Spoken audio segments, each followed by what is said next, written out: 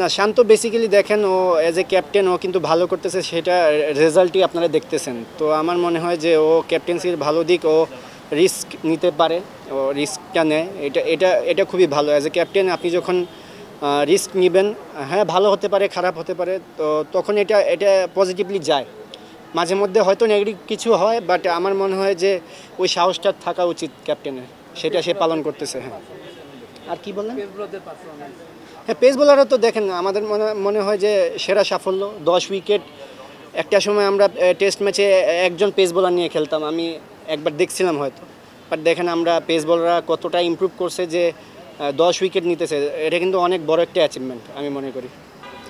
ইন্ডিয়াতে তো টেস্টও তো দুইটা আছে, দুইটা টেস্ট, এরপরে T20। হ্যাঁ, আমার মনে হয় যে যেহেতু দুইটা আমরা খুবই ভালো মার্জিনে জিতছি, অবশ্যই এটা মানে টেস্ট ক্রিকেটে এরকম সিরিজ, ডমিনেটিং সিরিজ উইন, এটা যে কোনো টিমকে উজ্জীবিত করবে। আর আমি তো দেখলাম সুরেশ রায়না অনেকেই বলছেন যে বাংলাদেশ সিরিজকে তারা যেন খুব ইম্পর্টেন্স ভাবেই নেয়, তো আমার মনে হয় না তারাও লাইটলি নেবে আমাদেরকে।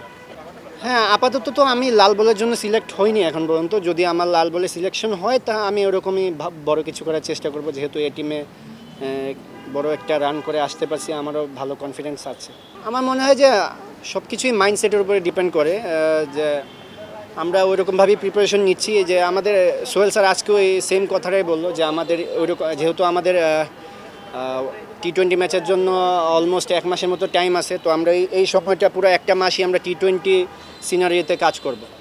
দ্রুত রান করার ক্ষেত্রে এইভাবেই ওইরকম সিনারিও দিয়ে আমাদের প্র্যাকটিস হইতেছে, যে আজকে থেকে আমাদের শুরু হলো, যে নেক্সট 1 মাস আমাদের এরকম কাজই হবে, যে ভাগ ভাগ করে আমাদেরকে স্পেসিফিকলি কাজ দেওয়া হয়েছে, তো সেই কাজগুলাই হবে।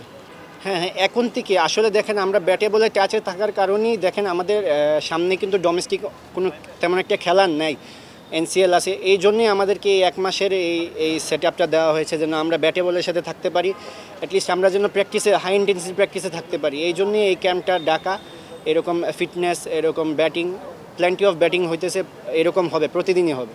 অবশ্যই দেখেন আসলে আমি আগেও বললাম যে মাইন্ডসেট, আমরা আমরা যখনই আপনি বড় টিমের সাথে জিতবেন, হোক সেটা লাল বল সাদা বল, যখনই অ্যাজ এ টিম আপনারা বড় পারফরমেন্স করে আসবেন, তখন অন্যরকম একটা কনফিডেন্স কাজ করে। অবশ্যই আমরা জিতার জন্য যাব, আমাদের মাইন্ডসেটই হচ্ছে আমরা জিতার জন্য যাব।